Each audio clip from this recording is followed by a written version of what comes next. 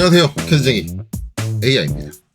자, 이번 영상은 이제 동력전달 장치 V벨트 분리 기아공차 이번에 세 번째 시간이죠. 그래서 저번 영상에서 이제 일반 시중에 교재에 기입되어 있는 이제 V벨트 분리의 기아공차 형태, 그리고 일반적인 학원에서 현재 교육을 하고 있는 기아공차 형태에 대해서 설명을 드렸고, 그 형태에서 어떤 부분들이 잘못됐다라는 것을 말씀드렸습니다. 그래서 이번 영상에서는 이제 설계자의 입장에서의 기아공차를 적용을 할 건데, 이 영상 끝단에 제가 잠깐 말씀드렸어요.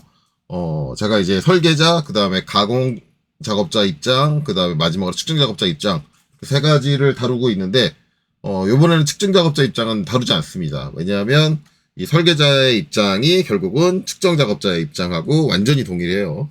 완전히 동일할 수밖에 없는 게, 제가 앞에서도 말씀드렸지만 이 V벨트 풀리 설계하는 설계자가 저 기아공차를 붙이느냐 안 붙인다고 했어요. 붙일 이유가 없습니다. 왜냐하면 KS 규격에서 이미 시스템적 V벨트 풀리라는 이 기구적인 시스템에서 필요한 기아공차들이 확정이 돼 있고, 이는 KS 규격의 명기가 돼 있기 때문에 굳이 설계자가 이거를 기입해주거나 명기하지 않는다 하더라도 측정 작업자는 KS 규격을 보고 거기에 맞춰서 측정을 하면 돼요. 그렇기 때문에 KS 규격에서 확정되어 있는 특정 내용들은 솔직히 말하면 도면을 기입할 때 작성할 필요가 없는 부분이기도 합니다. 그렇기 때문에 이게 달라지지도 않고, 그래서 똑같다. 그래서 결국은 이제 오늘 작성하는 게 결국은 제가 택할 답이 돼요. 답이 되는데, 자, 어쨌든 이제 저번에 저희가 이제 일반 시중에 돌고 있는 기아공차의 형태를 했는데, 제가 늘상 하는 거지만 이 설계자 입장이라는 게 결국 이 시중에 돌고 있는 내용에서 잘못된 부분을 수정을 하면 그게 이제 설계자 입장이 된다. 즉 지금 시중에 돌고 있는 건 거의 대부분 설계자 입장에 기아공차를 주로 채택을 하고 있습니다. 그거를 인지하시면 되고, 그렇기 때문에 일단 요거를 제가 답으로 할 거니까 여기 원본에다 갖다 붙일게요. 붙이고 잘못된 부분을 다시 한번 상기시켜 드리면서 이제 수정을 하도록 하겠습니다. 그래서 복사해가지고 요거를 고스란히 붙여줄게요. 고스란히 붙여주고, 자, 설명을 해보면 일단 데이터문부터 짚고 넘어가면, 데이터문 저번 영상에서 얘기했지만은 잘못된 게 전혀 없습니다.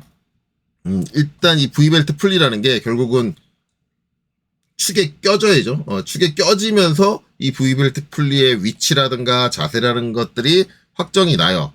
그렇기 때문에 그 축이 껴지는 12파이 직경, 요 구멍 자체가 이제 첫 번째 데이텀이 되는 거죠. 정확히 말하면 요 12파이 구멍 표면을 통해서 유도되는 중심축, 그쵸, 유도형상이죠. 유도형 체인저 중심축이 첫 번째 데이텀이 된다. 그래서 어떻게 기입했나요? 치수선과 정확하게 일치하게, 만약에 여러분들이 이거를 치수선과 일치하지 않고 이렇게 기입하신다면 이건 무조건 틀린 거예요. 절대 그렇게 안 됩니다. 우리가 지금 하고자 하는 건 이제 저 12파이 원통의 표면을 통해서 유도되는 중심축을 데이텀으로 잡겠다라고 하는 거죠. 그래서 이 부분은 정확하게 일치한다. 수정할 필요가 없겠죠. 자, 그 다음에 이제 정의되는 거는 이제 바깥둘레. 요 바깥둘레에 대한 흔들림이라는 거는 이제 기존에 우리가 봤던 KS 규격에서 이렇게 나와 있다.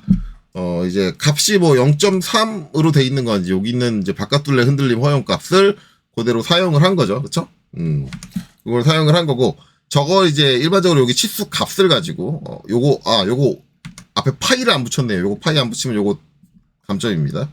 제가 실수로 앞에 파이를 안 붙였는데, 요거는 MA를 하면, 속성복사를 하면 그냥 끝날 테니까, 파이를 안 붙였네요. 머리글에서 프로 C를 하죠. 이렇게 파이 붙여야 됩니다. 요거 안 붙어 있는 거 깜빡했네요. 죄송합니다. 자, 이렇게 파이 당연히 붙여야죠. 예, 요 79, 요걸 가지고 이제 우리가 흔히 하는 이제 IT 공차 5급을 본다. 그러면 이제 0.013이 나왔었죠. 저번 영상 확인해 보시면 아는데 0.013이 나오는데, 0.013은 V벨트 풀리에서 적용하는 기아공차로서는 너무 과하다라는 거예요. 그렇기 때문에 걔는 틀린 거다. 0.013이 0.3에 포함된다. 맞는 얘기예요. 0.013.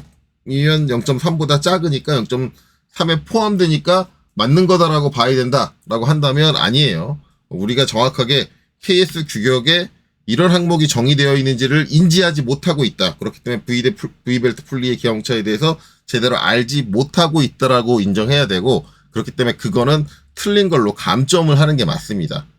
예. 제품에 문제가 없다가 중요한 게 아니라 이런 기술적인 내용이 있느냐, 당신이 알고 있느냐를 지금 묻는 게 이제 자격 시험이죠. 근데 이제 그런 것을 이제 모르고 있다. 그러면은 당연히 틀린 게 돼야 돼요. 자, 그리고 이제 요거 또 하나 잘못된 게 뭐다? 이게 흔들림 공차다. 흔들림 공차는 유도형체에다 붙여줄 수 없습니다. 왜냐? 그 표면이 가지고 있는 양상에 의해서 발생되는 진동을 측정하는 게 흔들림이에요. 그래서 표면 자체를 측정을 한다.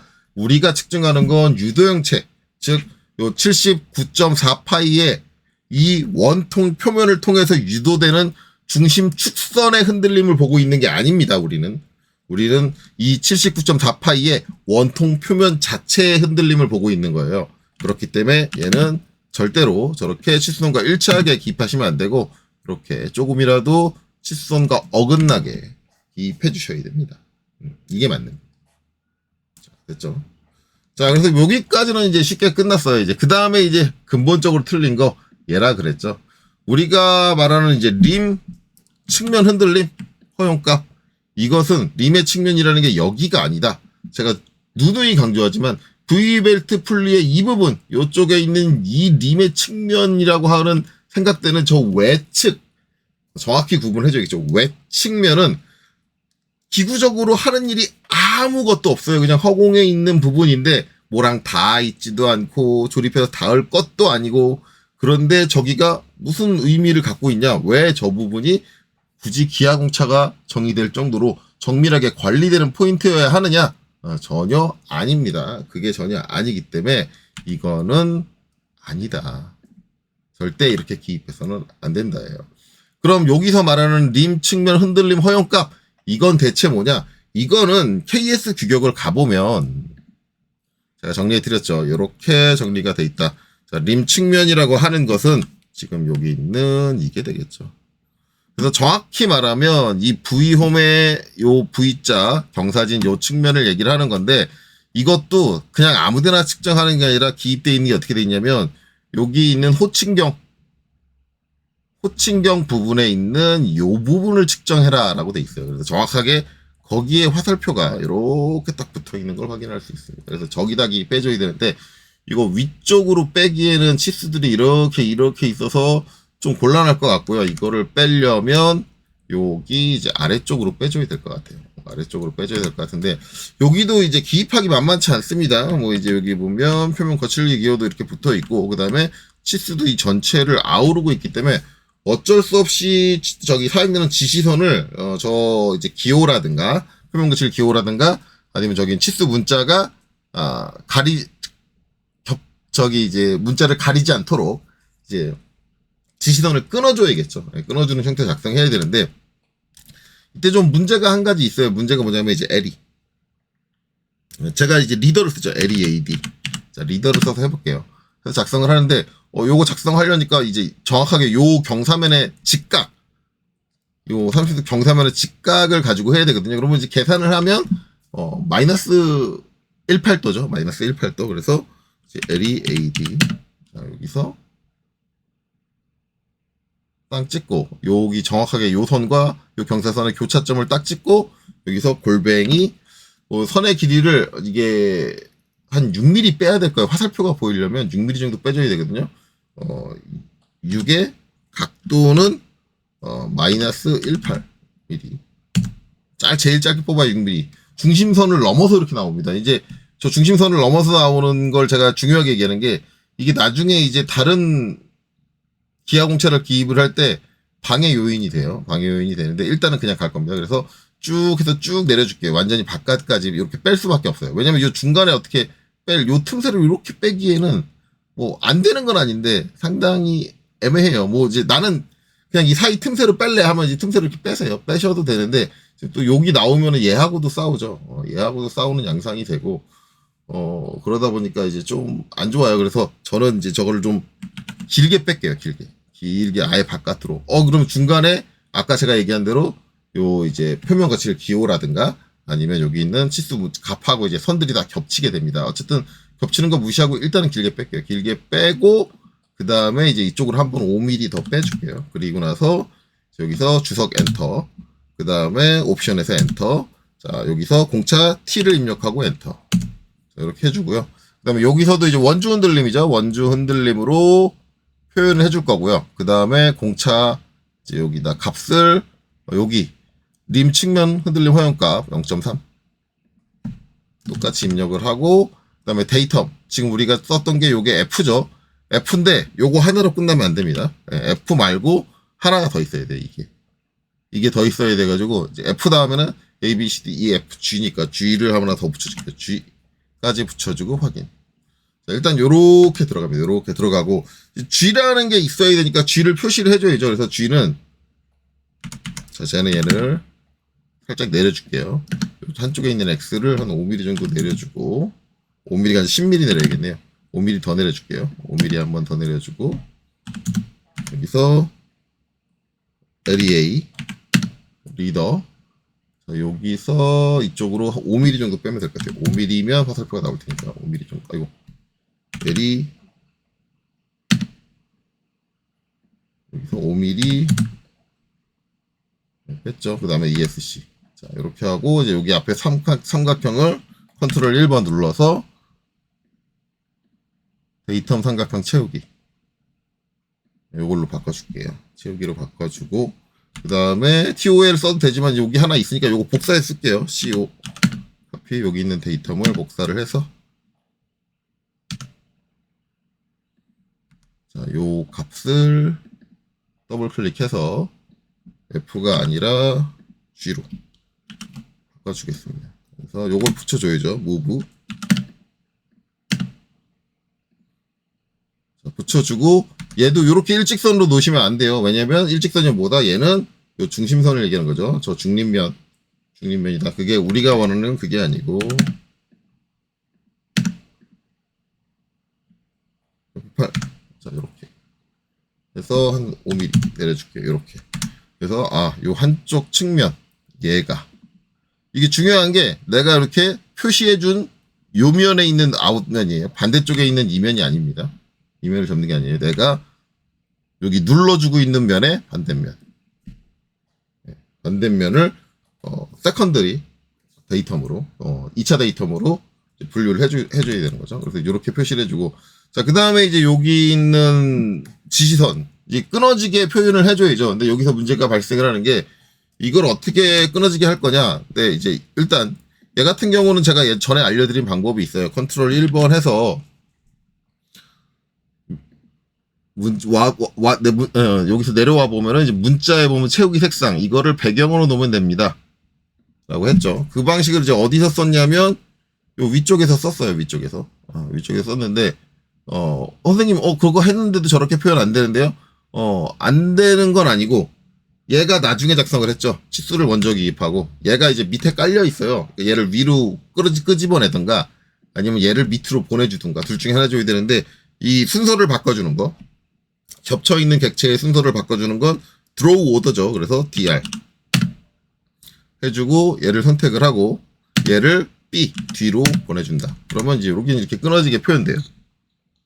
근데 문제는 여기죠. 여기서 그럼 이 글자 최소한 이 기호는 상관없다고 쳐도 이 글자 있는 부분은 저렇게 이제 겹쳐 있으면은 저 Y라는 게 제대로 안 보일 수도 있고 잘못 읽을 수도 있고 그러다 보니까 여기도 끊어줘야 되는데 이거는 이제 이게 치수 같은 경우는 치수 보조선 같은 경우는 뭐 딤브레이크라는 명령이 있었잖아요. 그래서 만약에 하나 예로 보여드리면 이렇게 선이 이렇게 겹쳐 있다. 그럼 이제 요 부분을 요 선을 명확하게 보이게 끊어주고 싶다 그러면 DIM B REAK 딤브레이크 써가지고 자 얘랑 겹치는 부분을 잘못했다.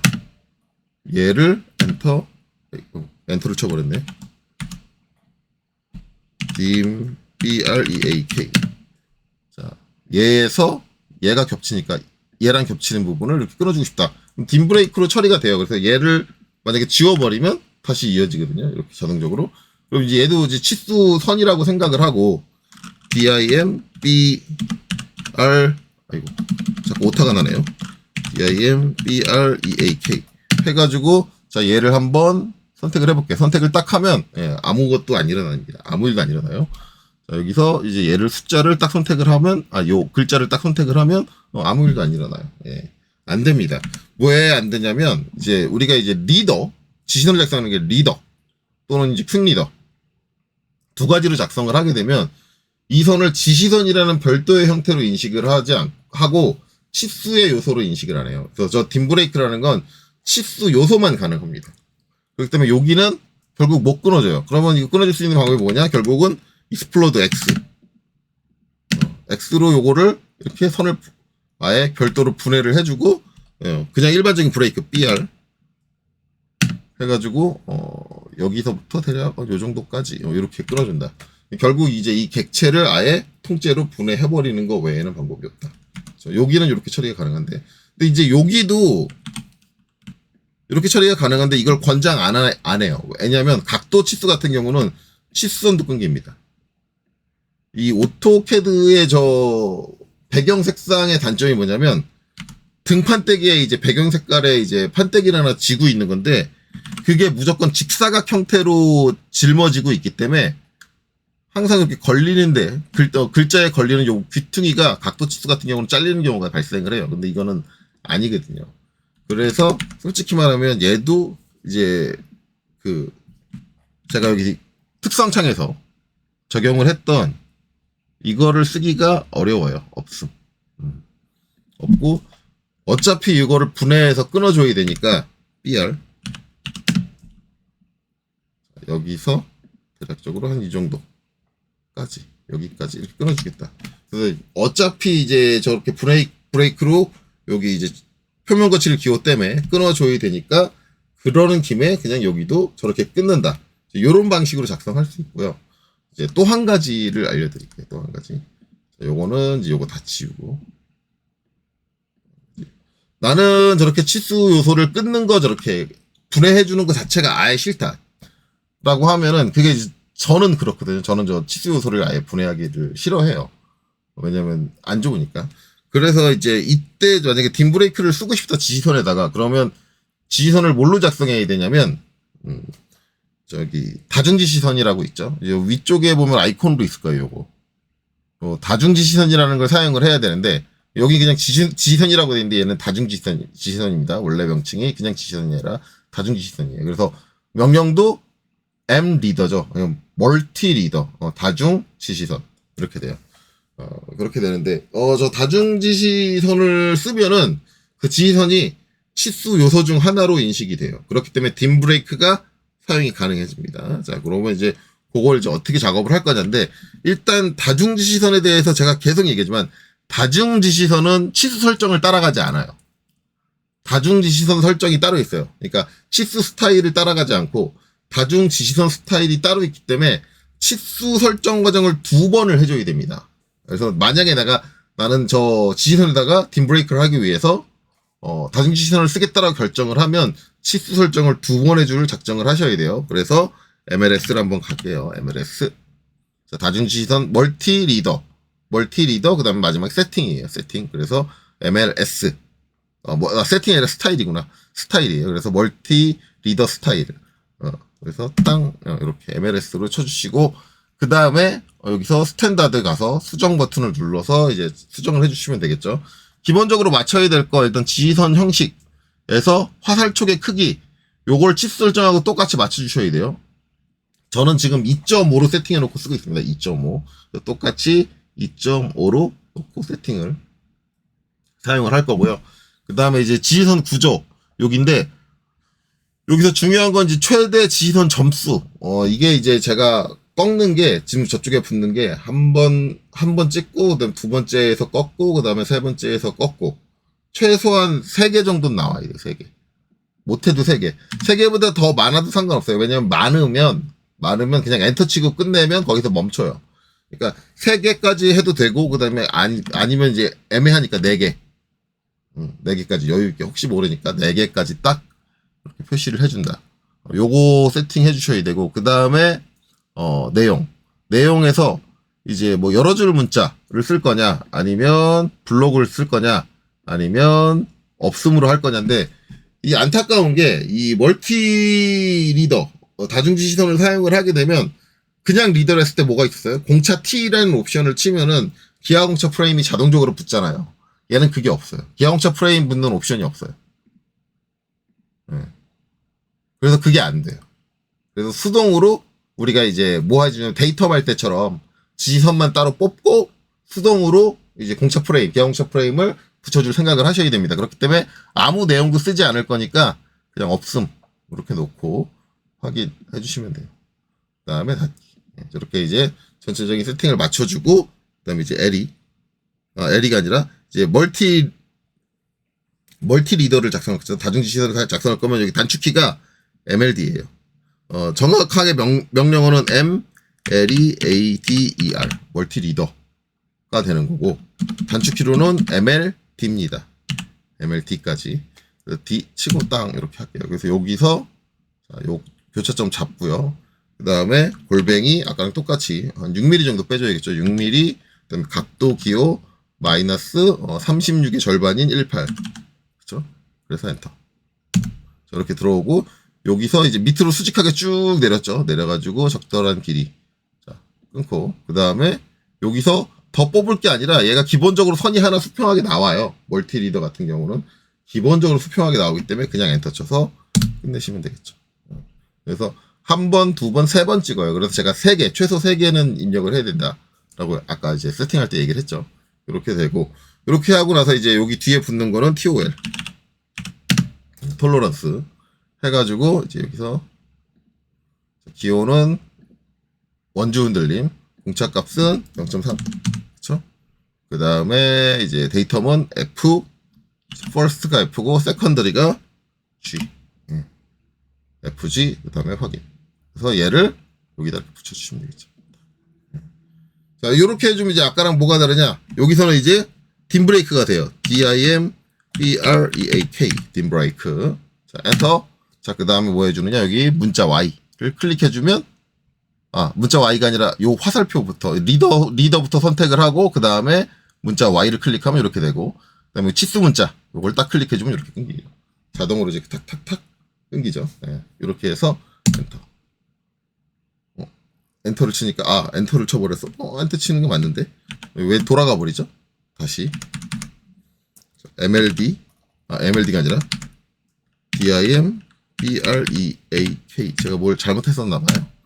다시 잘못한 게 아닌가? 얘를 선택을 하고 지시선을 선택을 하고, 그 다음에 여기 Y, 그 다음에 치수 문자 선택을 하고, 그 다음에 끝났으니까 엔터. 네, 돌아가 버리네요. 희한하네. 다시 원래대로 잡아볼까요? 잡으면 돌아오려나? 잡으면 돌아오기는 하는데 요게 안 돌아오네요. 요게 반대쪽으로 안 돌아오네. 이게 제가 이전에 할 때는 제대로 됐었는데 뭐가 버그가 있나? 이게 안 살아나네요. 왜 이러지? 다시 한번 해볼게요. 자, MLD 잡고 골뱅이 6 각도 마이너스 18 엔터. 여기 수직하게 내려오고 좀 길게 뺄게요. 엔터. 자, 이쪽으로 바라본 상태에서 그냥 엔터 끝내고, 그 다음에 TOL 톨러런스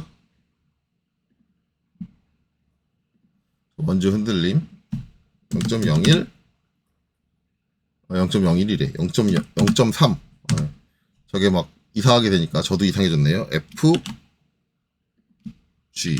자, 확인 해서 여기다 붙여주고, 자, 그 다음에 DIMBREAK 딤브레이크. 자, 지시선 선택하고, 그 다음에 문자 여기 끊어줄 거고, 그 다음에 여기 치수 문자를 통해서 끊어줄 거고, 그 다음에 엔터. 예, 정상적으로 되는데 아까 제가 뭔가 작성할 때 실수를 했나봐요. 어느 부분을 실수했는지는 저도 모르겠네요. 모르겠는데 어쨌든 정상적으로 이렇게 처리가 됩니다. 아까처럼 갑자기 지시선이 막 확 돌아간다든가 그런 이상한 현상이 원래 안 일어나는 게 정상이에요. 예. 제가 뭔가 실수했나 봐요. 자, 어쨌든 이렇게 작성이 된다. 뭐 아마 요 부분이 뭐 너무 제가 위로 붙여서 했다든가 뭐 그런 여러 가지 원인이 있을 것 같아요. 좀 더 좀 길게 빼주셨으면 좋을 것 같아요. 빼주시면 뭐 안정적으로. 그래서 이제 요렇게 작성을 해주면 된다. 그렇죠? 그래서 이제 여기 흔들리면 요렇게 된다. 가 되겠죠. 이제 요렇게 되면 다 작성을 했고, 이제 그 다음에 이제 한 가지 봐야 될 거는 여기 허브 쪽이거든요. 허브 쪽. 허브에 보면은 요 측면이다. 요 측면. 요 측면에 요 면에 이제 뭘 말하고 싶냐면 이 축에 대한 직각도. 요 양쪽이 요 중심축에 대한 직각으로 가공이 돼야 된다.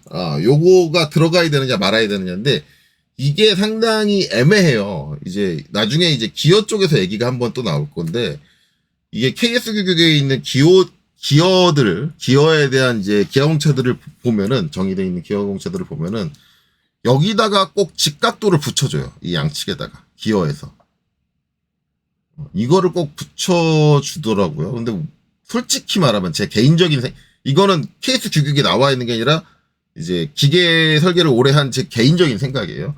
저는 필요 없다고 생각을 해요. 이거는 제가 축할 때도 얘기가 한번 나왔을 거예요. 축할 때, 이제 축에서 보면은, 결국은 이제 베어링이 닿는 여기, 이면 있죠. 그 다음에 여기 V벨트 저 풀리가 닿는 요면, 요면에 대한 직각도들을 기아공차로 안 줬어요. 지금 보시면 아시겠지만, 이거는 시중에 있는 어느 답지를 봐도 안 줬을 거예요. 근데 이거는 안 줄 수밖에 없는 게 얘를 측정한다 그러면 솔직히 말하면 얼마만큼 측정하냐면 요 두께만큼 요 두께만큼 측정하거든요. 저게 의미를 가질 수 있느냐? 의미를 가지기 어렵다. 얘가 기울 수는 있어요. 기울 수는 있는데 공차가 얘가 마이너스 0.1이잖아요. 그럼 편측으로 마이너스 0.5mm가 기울 수는 있는데 0.5mm가 기울 수 있는데 일반적인 기아공차를 보면 일반 공차로 보면 얘가 0.5mm 기운다. 이면이 0.5mm 기운다 그러면 얘가 이제 원뿔 형태로 기울 거고 그럼 이제 이렇게 기울 거란 말이에요. 근데 사용되는 면은 요 끝이란 말이에요. 그럼 요 끝의 단차가 그렇게 최대 0.5mm, 0.5mm니까 저 0.5mm만큼 위치가 살짝 틀어질 수는 있는데 저것 때문에 자세가 틀어지지 않는다. 왜냐하면 일단 이 축이 뭐예요? 베어링에 껴진다. 그렇죠? 일단 얘도 마찬가지. 이 구멍이 뭐가 그 V벨트 풀리 구멍에 껴진다. 그러면 이미 구멍에 껴진 순간 그 각도는 거의 정해졌어요. 직각으로 정해지고 단순히 이제 요 부분이 기운 거를 통해서 약간의 위치가 편차가 발생을 한다는데 그게 이제 이 기구에 시스템적으로 영향을 주느냐? 아니요. 영향을 주지 못하죠. 그 정도는 감안할 수 있어요. 그렇기 때문에 여기다가 뭘 안 준다? 직각도를 안 준다. 그렇다 그러면 얘도 똑같은 거잖아요. 어차피 저기랑 닿는 거니까 얘가 기울어도 얘가 분명히 이제 원뿔 형태로 이렇게 그다음에 이제 이렇게 기울 텐데 정확하게 이게 대칭이 나오겠죠? 대칭으로 그렇게 나올 거고. 왜냐면은 이 측면 가공을 선반 가공할 거예요, 선반. 선반 가공할 거예요. 그래서 이 부분에 대한 이제 기용차 저 개인적인 생각으로는 굳이 기입할 필요 없다가 이제 제 생각이거든요. 근데 이제 여기서 한 가지 반론이 나오는 거는 첫 번째 이거예요. 제가 대부분 항공 강사님들한테 이거를 얘기를 하면은 이게 맞는 겁니다. 이게 아닙니다. 라고 얘기하면은 이제 어떤 분들이 이거를 어떻게 생각을 하시냐면 결국 이 측면 중심 그러니까 요 축에 그러니까 여기 껴지는 축에 그 닿는 면과의 직각도를 얘기를 하는 거다. 얘가 이거를 얘기하는 거야. 림 측면을 얘기하는 게 아니라 자기는 직각도를 위해서 얘를 줬다. 그렇게 설명하시는 분들이 계세요. 그리고 이제 이거를 얘기할 때 항상 그 교재, 그 사용하는 교재가 시중에 있는 교재들을 사서 쓰시니까 대부분들 사가지고 거기 있는 내용을 발췌해서 쓰시니까 교재에 나와 있는 내용도 그 개념으로 작성됐다. 라고 그렇게 말씀하시는 분들이 계세요. 근데 아니에요. 그게 아닌 게 이제 제가 하나 추가적으로 더 그려놓은 게 있거든요. 요거. 이제 V벨트 풀리가 완전 대칭형이 아니라 요렇게 이제 한쪽 커브가 돌출된 형태로 돼 있는 문제들이 있을 거예요. 그래서 이제 여기에 이제 뭐 나사 구멍 뚫려 있고 그래서 나사 세트 볼트 껴가지고 위치를 고정하는 그런 식의 문제들이 있는데 요거 기아공차 붙여놓은 거 보면 이제 어떻게 붙이냐면 이렇게 붙여요. 또 하나 만들어 볼게요.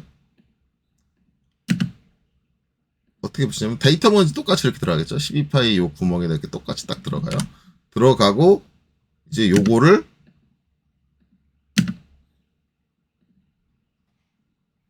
똑같이 이렇게 붙여주겠죠. 네, 시중에 있는 교재는 이렇게 붙여요. 이렇게 붙이고 여러분들도 혹시 교재 갖고 계시면은 그거 이제 찾아서 한번 봐보세요. 거기 이제 V벨트 풀리 저렇게 한쪽 커브가 돌출되어 있는 형태 봐보시면 이제 문제는 이제 얘를 어디다 붙이느냐인데 이거를 여기다 붙이느냐 아니면 여기다 붙이느냐거든요. 그러니까 지금 시중에 나와 있는 교재들은 다 이거를 일직선으로 일치하게 치수선하고 일치하게 붙인단 말이에요.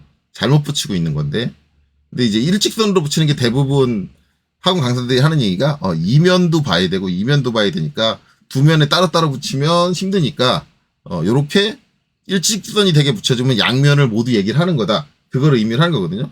그러면 이게 만약에 지금 붙여준 얘가 이 측면의 직각도를 얘기를 하는 거다. 이 축에 대한 직각도를 얘기하는 거다. 그러면 이렇게 붙여야겠죠. 잘못 붙이는 형태라도 그래야지 이면의 직각도 보고 이면의 직각도 보는 거잖아요. 근데 시중에 나와 있는 제가 이게 실제로 그 강사님들을 찾아서 보여드려요. 강사님 말씀이 맞다고 한다면 이 교재에 나와 있는 그런 거를 의미를 하고 있다고 한다면 자 이렇게 붙이면 안 됩니다. 근데 실제로 그 교재들 찾아보면은 이렇게 붙여요. 이렇게 붙였다는 얘기는 뭐예요? 결국 거기서는 쟤를 뭐로 의미한다? 아 저기가 아니라 여기다. 이면을 의미하고 있다. 그러니까 이게 측면의 직각을 얘기하는 의미로 붙여놓은 게 아니라 결국은 이제 KS 규격이 나와 있는 림 측면 흔들림 허용값으로 붙였다. 근데 그 측면을 여기로 인지했다라고 밖에 볼 수 없는 거예요. 교재들의 잘못된 내용이고. 그렇죠. 그러니까 실제로 전산능력기에도 기능사 그 교재들에 나와 있는 내용도 여기에 대한 이 이제 허브의 측면에 대한 직각은 지시를 안 하고 있어요. 근데 저는 그게 틀렸다고 얘기하는 게 아니에요. 그게 맞아요. 저기는 직각을 지시할 의미가 없어요. 왜냐하면 저 부분이 직각이 안 나온다고 해서 자세가 틀어지진 않아요. 그러니까 제가 저 V벨트 풀리가 기울어져서 막 부착된다든가 절대 그럴 수가 없어요. 그리고 또 한 가지 만약에 이게 측면의 직각을 얘기한다라고 한다면 요건 이제 지울게요. 만약에 측면에 아이고 저거를 카피로 했네? 요건 그대로 살려놔야지. 아 무브로 했네? 잠깐 이거 다시 원래대로 원위치로 돌려줄게요. 돌려주고 지울게요. 왜 무브로 했지? 카피로 해야 되는데.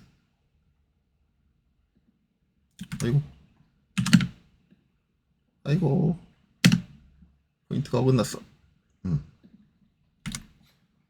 자, 요건 지우고 만약에 이제 다 좋다 이거예요. 다 좋아가지고 만약에 이게 진짜 이 측면이 이 중심축에 대한 직각도를 지시했다라고 하면 첫 번째가 아니라 가장 핵심인 거는 얘가 원주 흔들림이잖아요. 원주 흔들림을 쓰면 안 돼요. 그럴 수 없어요. 선생님 무슨 말씀이에요? 선생님 그 직각도 할 때 본체에서 뭐 하셨어요? 원주 흔들림 했잖아요. 근데 이거 왜 원주 흔들림을 했는지 이때 제가 뭐라고 설명을 드렸나요? 자, 이면 이 측면의 가공은 뭘로 해준다? 밀링으로 한다. 축에 대한 이 측면의 직각을 이 흔들림으로 할 때 기본적으로는 온흔들림으로 해야 돼요. 실제로 KS 규격에 나와 있는 건 저 흔들림이 직각도를 대신할 수 있습니다라고 명기되어 있는 건 온흔들림밖에 없어요. 그리고 들자가 빠졌다. 온흔들림밖에 없어요. 근데 그럼 선생님 이건 잘못된 거잖아요. 근데 제가 이걸 왜 이걸로 했냐? 여기가 밀링으로 하기 때문에. 밀링 가공합니다. 밀링 가공으로 하면 원주 흔들림으로도 충분히 잡아냅니다. 그러니까 케이스 교에서 오는 들림을 직각으로 볼 수 있다라는 건 이거는 밀링으로 가공하든지 선반으로 가공하든지 상관없이 다 잡아낼 수 있다. 오는 들림은 다 잡아내요. 밀링의 기울어짐도 잡아내고 그 다음에 선반에 의한 측면 가공도 잡아내고. 근데 원주 흔들림은 밀링으로 가공된 측면의 직각도는 잡아낼 수 있는데 선반으로 가공된 측면의 직각도는 못 잡아내요. 그렇기 때문에 이거를 원주로 단순화시키고 싶다라고 하면 반드시 이면이 무조건 밀링으로밖에 가공이 안 돼야 된다는 전제가 있어야 돼요. 근데 이제 그런 개념도 모르고 그냥 이 측면에다가 원주 이렇게 붙여놓는 거야. 이건 아니거든요. 그러니까 이게 진짜 측면의 직각을 의미한다 그러면 얘가 들어가요. 이렇게 들어가야 된다. 그러니까 이거를 봐도 얘는 절대 지금 시중에 나와 있는 그 교재에 써 있는 내용들이 절대 이 측면의 직각을 얘기하지 않는다. 그래서 저는 이제 이 부분의 직각을 이 허브에 있는 부분의 직각을 굳이 정하진 않겠다. 근데 이런 분이 계실 거 아니에요. 난 그래도 저기 굳이 직각을 정해야겠는데요. 저기 직각을 명기한다고 해서 잘못된 건 아니에요. 정의할 수는 있어요. 근데 여기 직각을 정의하려면 이런 단순한 형태로 정의할 수가 없어요. 왜냐하면 제가 이게 측정 구분이 두 가지라고 분명히 말씀드렸어요. 저번 영상에서 말씀드렸는데 여기 따로고 여기 따로예요. 이걸 지금 요런 식으로 이제 요 표면에 요 치수 보조선에다 붙여버리면 이걸 통째로 하나로 보는 건데 그런 행위를 하면 안 돼요. 직각이 이 축에 대한 직각이 필요한 건 요 허브면이에요. 허브면. 왜? 저면이 뭐 축에 있는 그 단하고 딱 닿는 거니까 굳이 저길 직각을 한다 그러면 그렇기 때문에 만약에 내가 여기다 기아홍차를 붙이고 싶다라고 하면은 이렇게 하면 안 되고 여기에 뭐가 나와야 되냐면 우리 여기 했던 것처럼 요거 특수가공선 요거 추가해줘요. 특수가공. 그래서 이제 요거를 제가 하나 복사를 해서 표시를 해본다 그러면 난 굳이 저기에 직각도를 넣을 거야 라고 하시는 분들이 계시다면 하나 복사하는 게 저는 저기다 기형차를 안 붙일 거예요. 안 붙이는 게 맞다고 생각을 해요. 자, 일단 무브로 얘네들은 좀 빼줄게요. 측면도 좀 빼주고 그 다음에 여기는 공간이 지금 모자라거든요. 그걸 집어넣기. 그래서 얘를 한 5mm 정도 뺄게요. 5mm 빼고 그 다음에 요 표면 거칠기 기호도 5mm 정도 밀어줄게요. 5mm 정도 밀고 그 다음에 여기서 라인 여기서 12mm 여기서래. 라인에서 요 끝에서 여기까지 26까지 여기까지 딱 작성을 하고 무브. 자, 얘를 여기서 간격 띄우는 거 한 1mm 정도? 1mm 하면 0.25, 0.25 살짝 뜨긴 하는데 조금 애매한데 1mm 여기도 그때 1mm 띄웠나? 1mm 띄웠을 것 같은데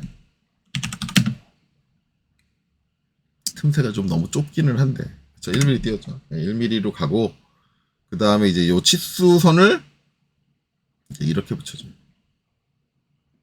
이렇게. 그래서 여기 살짝 떨어지게. 이렇게 붙여주고. 그 다음에 이제 얘는 기본적으로 1.3선이어야 돼요. 1.3선. 그래서 중심선으로 해주고, 대신에 저 가는 1.3선이 아니라 특수가공선은 굵은 1.3선이 돼야 돼요. 그래서 얘를 딱 클릭을 하고, 자, 얘 특성에 가서 얘 색상을 굵은 선인 0.5mm 초록색으로 바꿔줍니다.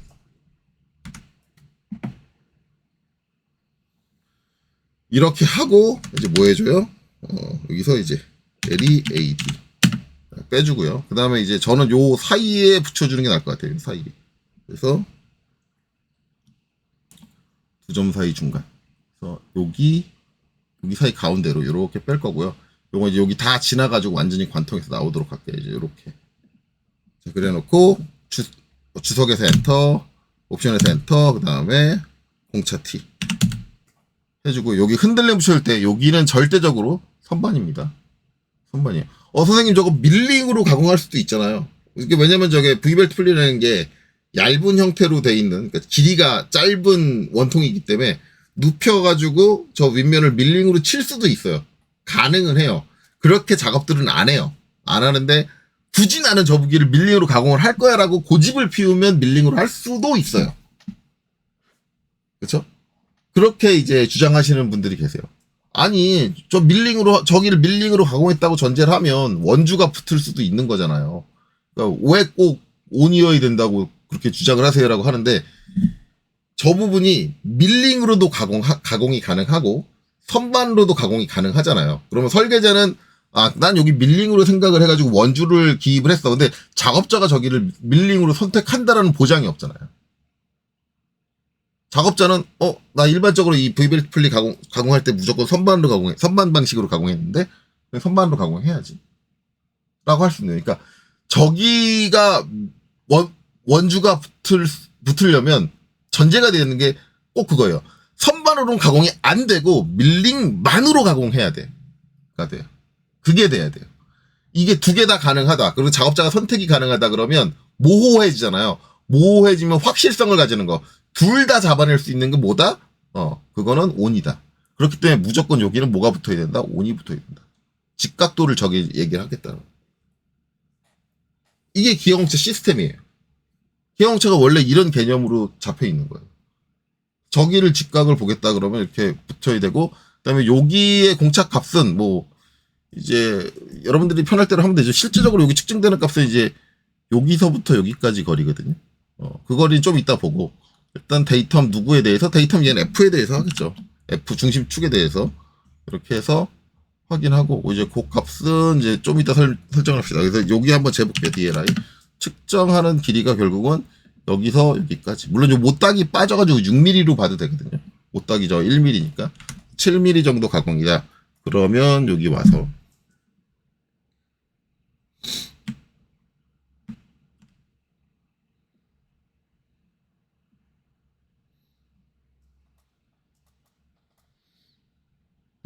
두 번째 페이지. 대부분 7mm면 이제 얘를 보겠지. 얘를 보고 7mm니까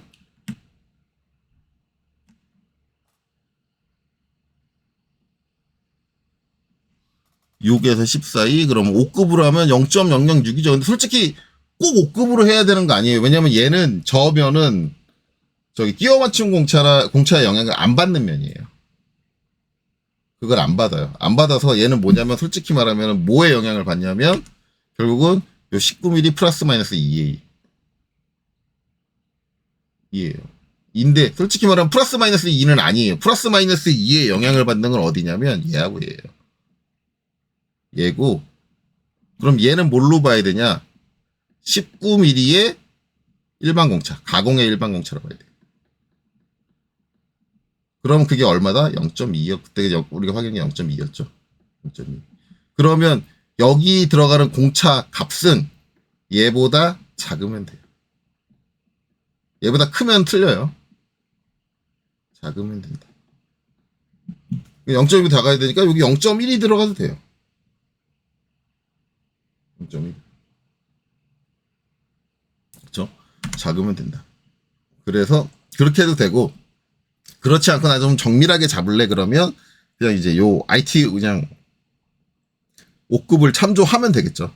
막다한 기준이 없으니까 참조를 하는 것 뿐이에요. 얘가 무조건 정답은 아니다. 그래서 이제 저거대로 하면 나는 좀 정밀하게 넣을래. 그래서 이제 만약에 IT 5급을 쓰겠다 그러면 0.00 이렇게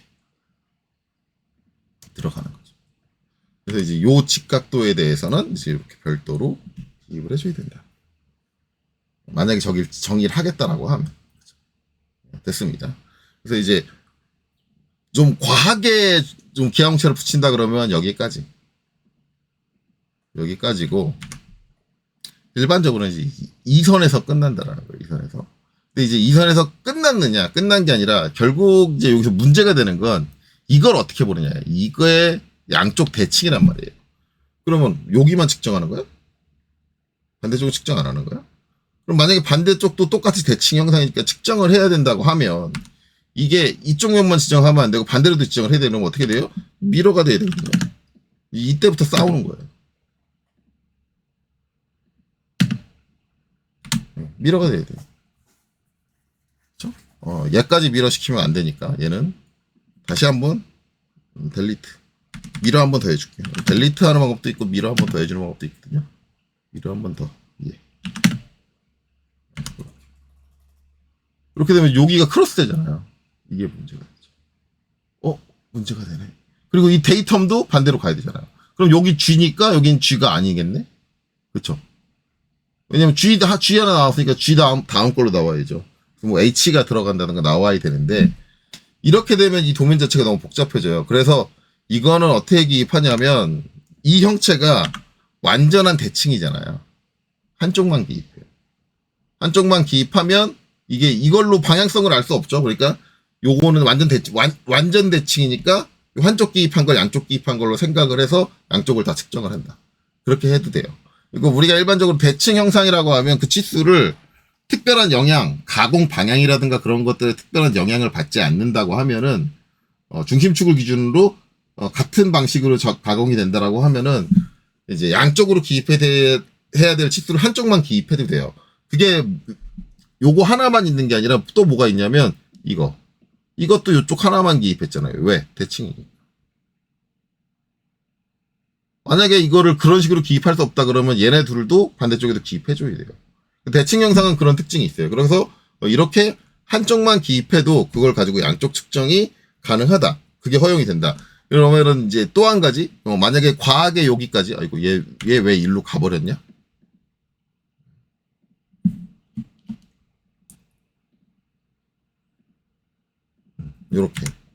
요렇게 해서 이제 얘까지 기입했다. 얘도 굳이 양쪽에다 기입하는 게 아니라 한쪽에다 기입한다. 그러면 완전 대칭이니까. 이제 제가 그렇게 볼 수 있거든요. 근데 제가 이 얘기를 하면은 태클을 거는 학생들이 간간히 있어요. 어떻게 태클을 거느냐? 선생님, 그럼 우리 본체 1번. 이거 완전 대칭이잖아요. 저하고. 완전 대칭이에요. 근데 이거 왜 따로 주셨어요? 이 얘기가 나오는 거죠. 제 완전 대칭이잖아요. 그러면, 선생님, 그럴 거면 얘 필요 없고요. 얘 필요 없어요. 이렇게 얘기를 할 수 있는데, 얘는 이게 안 되는 이유가 있어요. 완전 대칭인데도 불구하고 이게 안 되는 이유가 뭐냐면,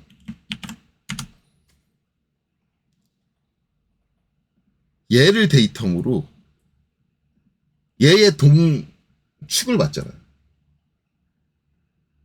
그렇다는 얘기는 지금 이 기하공차가 붙는 순간 이거하고는 동일시할 수 없어요. 같은 데이텀으로 볼 수가 없는 거예요. 이게 대칭이 되려면 같은 데이텀이 돼야 되거든요. 데이텀이. 그러니까 얘가 B다. 그러면 얘도 B여야 돼요.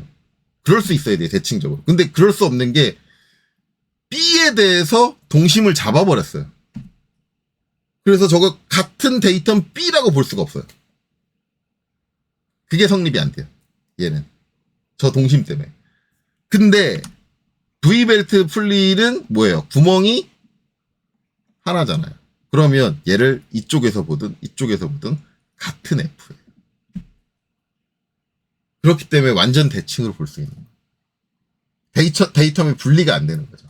근데 이 형상은 형상적으로 우리가 인지하는 형상적으로는 두 개가 완전 대칭이니까 그렇게 볼 수 있을 것 같지만 데이텀이 되는 기준 자체가 이미 다른 애로 분리가 돼버렸어. 요 기하공차 때문에. 그래서 얘는 대칭으로 그렇게 한쪽만 기입하는 것 자체가 안 된다. 만약에 이제 이 구멍이 완전 관통 구멍이다 라고 한다면 가능한 얘기죠. 완전 대칭으로 보고 왜냐면 데이텀이 바뀌지 않으니까. 그래서 그게 가능한 얘기다. 그래서 그렇게 된다. 그래서 이제 제가 실제적으로 이제 선택하는 기하공차는 이제 이렇게 된다. 이거가 되게 생소하실 거예요. 아마 이거는 이제 요런 형태를 보신 분들이 시중에서 이제 인터넷이나 막 그런 쪽에서 이제 뭐 이런저런 강좌들을 막 찾아보신 분들 아니면은 학원을 다니신 분들 제가 이렇게 수업하는 강사님을 본 적이 한 번도 없어가지고 아마 되게 생소하실 겁니다. 근데 우리가 케이스 규격을 기준으로 진짜 도면을 작성을 한다 그러면 이게 맞는 거지. 절대 이게 맞는 게 될 수가 없어요.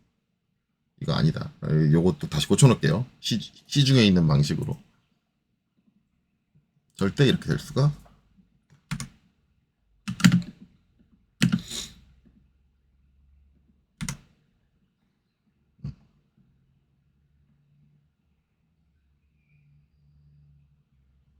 그래서 이렇게 되는 거죠. 이렇게 되는 거고. 요 위에 제가 그려놓은 거는 요거는 뭐냐면 V벨트 형상 만들어 놓은 건데 혹시라도 필요할지 몰라서 이제 요게 실제 V벨트가 저런 모양으로 생겼고 요게 이제 M형 V벨트 제가 카탈로그 보고 한 거거든요. 얘가 이제 이렇게 껴지면 이렇게 껴지는 거죠. 그래서 여기 보면은 이게 살짝 올라타고요. 요 각도가 우리가 지금 할 때 36으로 했잖아요. 근데 M형 V벨트 V벨트는 40도로 고정돼 있어요. 그래서 여기는 약간 찌그러지게 돼 있을 거예요. 찌그러지게 돼 있고, 그다음에 여기는 이제 여기가 찌그러지면서 요 부분이 이제 돌출될 거예요. 고무가 이제 눌리면서 돌출되고, 여기 보면 살짝 올라타게 되거든요. 살짝 올라타는데 이제 요 올라타는 게 요 곡선을 타고 요 윗면에 영향을 받아요. 약간 찌그러지면서 윗면에 영향을 받을 수 있는 상태가 되기 때문에 그래서 이제 요 표면까지 흔들림을 준다. 그렇게 생각을 하시면 돼요. 이제 그거 설명드리려고 갖다 놓은 건데 크게 쓸 일은 없었네요. 이건 지울게요. 그래서 이제 설계자 입장 그리고 이제 측정 작업자 입장으로 생각을 하면 정확히 말하면 여기 기입된 거는 설계자 입장은 아니에요. 설계자는 신경 안 써요. 그냥 V벨트 풀리 쓸 거야. 왜 그렇게 신경을 안 쓰느냐? V벨트의 이제 기술적인 요소들은 이미 케이스 규격에 정의되어 있는 거기 때문에 설계자가 그것까지 고려해서 쓰는 게 아니라 그건 거의 대부분 이제 그냥 나는 V벨트 풀리를 쓸 거야만 결정을 하고 그 V벨트 풀리의 기본적인 호칭경 요것만 정해. 호칭경을 정해주는 건 이제 기어비라고 흔히 얘기하죠. 주동 동력 축에 있는 V벨트 풀리하고 그 다음에 구동축이죠. 구동축에 있는 V벨트 풀리하고 그다음에 종동축에 있는 V벨트 풀리의 직경, 저 호칭경의 차이에 의해서 감속의 정도 또는 가속의 정도가 결정이 나기 때문에 그것만 잡아요. 설계자는. 그것만 설계를 하고 그 다음에 내가 설계한 축에 껴질 수 있게 요 구멍 부분만 신경을 쓰고 그것만 신경을 쓰고 이런 기아 공차니 여기에 27에 플러스 0.2니 뭐 63, 6.3이니 뭐 여기가 8이니 여기가 36도니 뭐 거기에 플러스 마이너스 0.5도니 이런 거는 솔직히 말하면 설계자는 1도 신경 안 써요. 그냥 그릴 때 필요하니까 보겠죠. 그릴 때. 어쨌든 도면을 그릴 때는 똑같이 그리니까. 그릴 때 필요하니까 그걸로 보기는 하지만 저걸 도면으로 정리할 때 그 내용들이 전부 다 필요하다? 그렇게 생각하지는 않거든요. 설계자들은 관심이 없어요. 그래서 솔직히 얘기하면 여기에 붙는 기아 공차들은 설계자 관점이라고 보기엔 그렇고 결국은 이제 케이스 규격표를 보고 측정하는 측정 작업자가 필요로 하는 기아 공차다. 그렇게 보시는 게 훨씬 더 정확합니다. 네, 그렇게 되죠. 자, 그래서 이번 영상 여기까지 마치고요. 다음 영상은 이제 가공 작업. 가공 작업자. 왜냐면 가공 작업은 완전히 달라요, 개념이. 다르기 때문에 이제 그거 한 가지 알아보고 V벨트 풀리에 대한 이제 기아 공차는 전부 마치도록 하겠습니다. 자, 이번 영상 여기까지 보시느라 수고 많으셨습니다.